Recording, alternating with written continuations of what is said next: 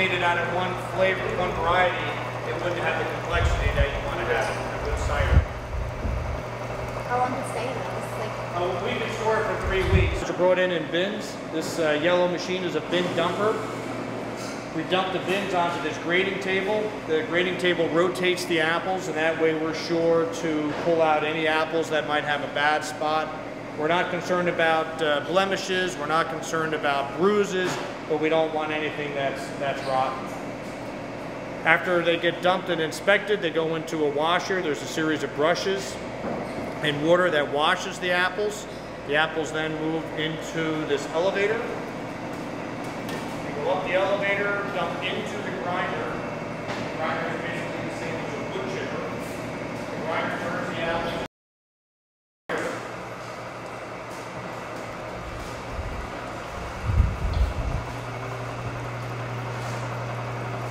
So this is a rack and cloth press. And so we're just starting a new stack. You can see the profusion of cider coming out.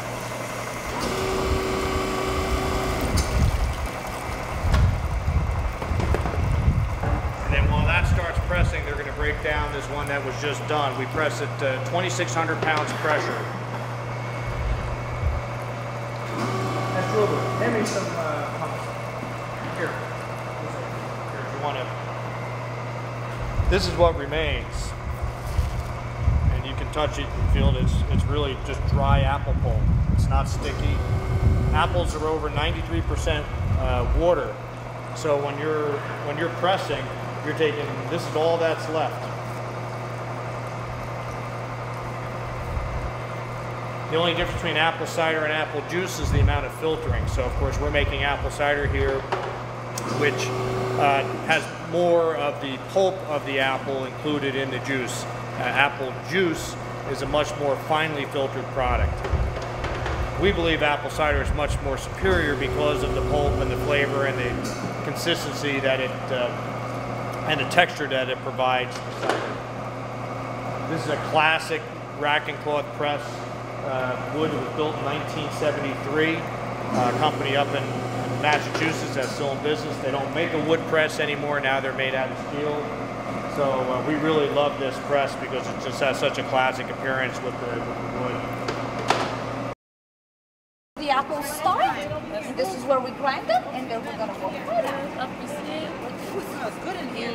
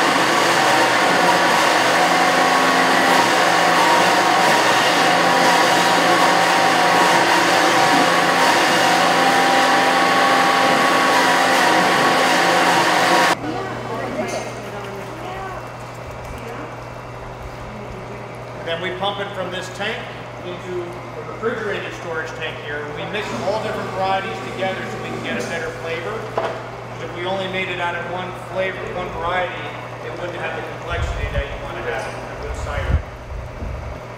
How long does it stay in this? We can store it for 3 weeks. Are you ready? I'll try. Joe, is that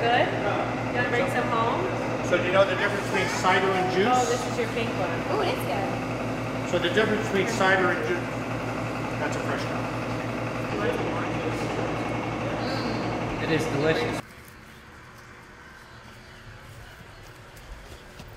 Yay! You want to do it again?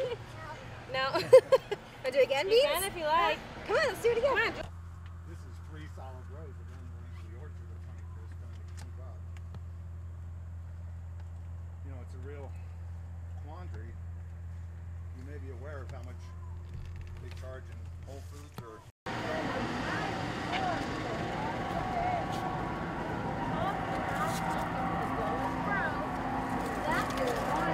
Off they go, bouncing left, slamming right, banging, bashing, what a sight!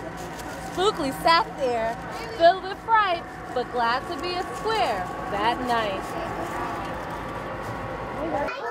A watermelon.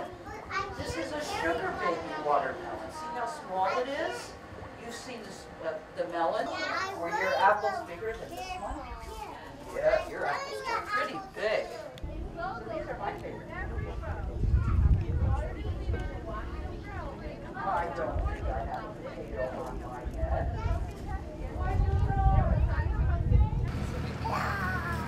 Hi, how are you? Good. How does this work for them to get on the pony? So I have to buy a ticket? Hi, how are you? Good. How does this work for them to get on the pony? So I have to buy a ticket? Are you rolling?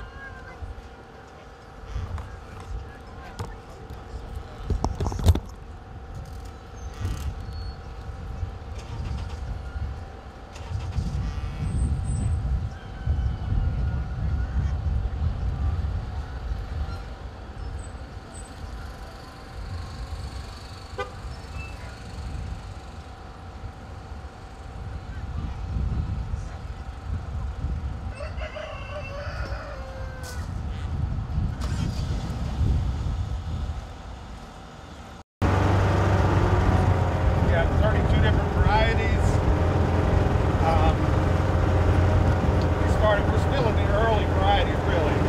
Well, we're coming right into the premium, the first of the premium, for example, Honeycrisp.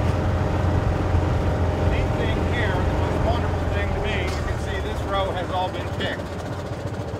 And you'll notice there's nothing on the ground under. We can, instead of wasting all the apples that could fall off, now we're making them into cider. It's so neat to not waste it. With anything that's not, you cannot use it, don't want to use rods. But anything else, the bruises don't matter in cider. Of course, it's on sale again as a regular apple. Yes.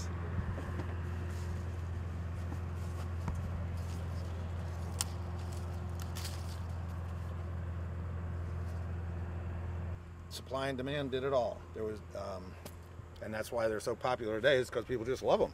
They are fairly versatile apple. They have a good, deep, complex flavor. Nowadays, there's a whole lot of the universities are producing new varieties with wacky names like Jelly Favorite or something, and they're trying to limit supply of the trees to accomplish the same thing in a shortcut.